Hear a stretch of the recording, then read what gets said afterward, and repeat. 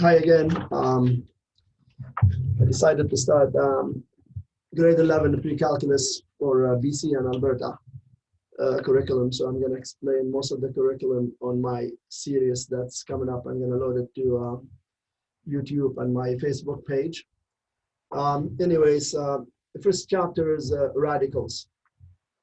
So when you're doing radicals, there are two things that you have to remember, I guess, square roots and cube roots. That's what you'd be doing mostly. So when you're doing square roots, you have to remember your perfect squares. So you have to remember square root of 4 is 2, square root of 9 is 3, and so on. And this is what you need to do. You need to know to solve these kind of questions. So let's start off with this one. So I'm writing as a mixed radical. So writing as a mixed radical. So what you need to do if you're trying to change root 75, since you don't know what root 75 is, and we don't want you to use the calculator, we want to change it to mixed radical. So what you do, you look in for these numbers right here and see which number from here goes into 75. So these are the numbers that I'm listing, all the perfect squares. See which number from here go into 75. And obviously it's 25, because 25 goes into 75 3 times. So I change this into root 25 times 3, because that's what 75 is. And since I know the square root of 25, which is 5, so this becomes 5.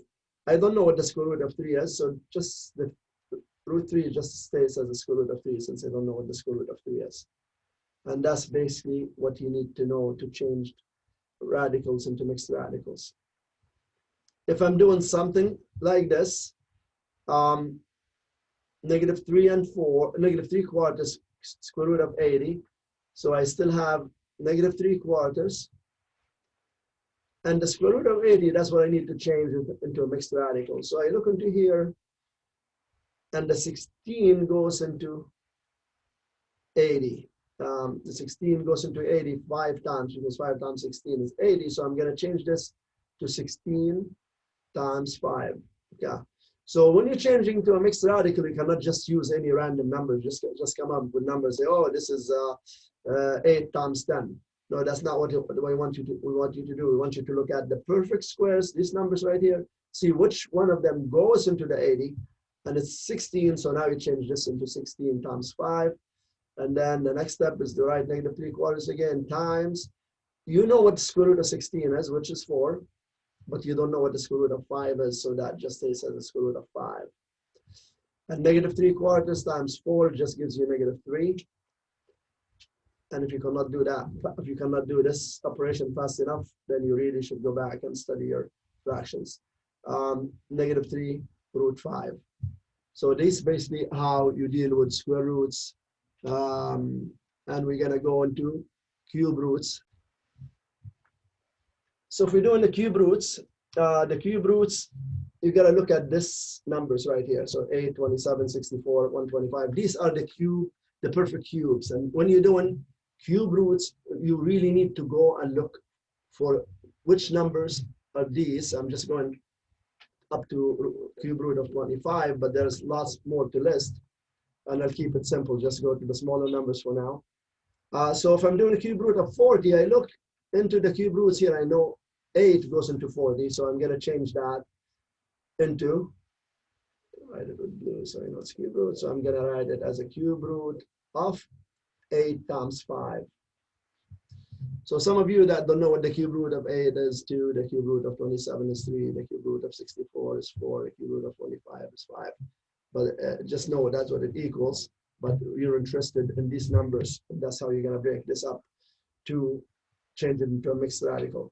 And therefore, the cube root of 8 is definitely 2, as I told you there. But you have no idea what the cube root of 5 is, so you just keep it as cube root of 5. And that's the answer for that one. Now let's move on to this one. I'm going to rewrite the 5, the cube root of 54.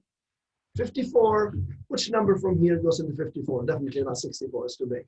27, yes, 27 goes into 54 3 times. Hold on a second. two times. So 27 goes into 54 twice, and therefore now I rewrite this as 5 times the cube root of 27 is 3, so that becomes 3, but I don't know what the cube root of 2 is, so just stays as a cube root of 2. And then 5 times 3 is 15, and then we still have the cube root of 2 attached to the 15. And that's basically how you do cube roots. So now how do you work with things that are not numbers but variables? If I'm doing the square root of x to the 5, you got to break this up into x to the 4 times x, because that gives you x to the 5. And the square root of x to the 4 is x squared. And we don't know what the square root of x is, just say it's the square root of x. Now, how about this when it's the cube root? The cube root of y to the 6 is y squared. And the cheating way to know that is because 6 divided by 3 is 2, and that's what, sorry, the cube root of y to the 6 is y squared, I meant. Okay. So, and the way like we kind of cheat this way, so we go cube root of y to the 6, if we go 6 divided by 3 is 2, so it becomes y squared. However, we don't know the cube root of x to the 4 because 4 doesn't divide by 3. So what I do, change this to x cubed times x. And the cube root of x cubed is just x. And this, we still have the y squared. And then we still have the cube root of this x because we don't know what the cube root of x here is. So this is basically how you look at it. So again, this x to the 5, because square root, there's a 2 there. That's why I changed it to x to the 4 times x, because 4 times divided by 2, it gives me 2. And that's why we know square root of x to the 4 is x squared. That's just taking a shortcut, kind of. Yeah.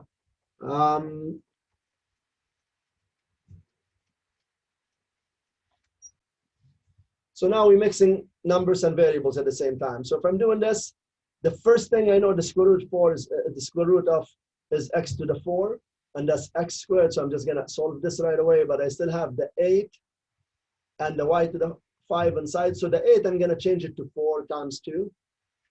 And y to the 5, I'm gonna change it to y to the 4 times y. Now, I know the square root of 4 is 2, so that's 2x squared. And I know the square root of y to the 4 is y squared. But these are the ones that I don't know the square roots of, so they just stay back at the square root of 2y. Yeah, so now this one right here, I'm sorry about the mess there. Cube root of that. The first thing I see I could do is cube root of z to the 6, because z to the 6 just becomes, the cube root of that just becomes z squared.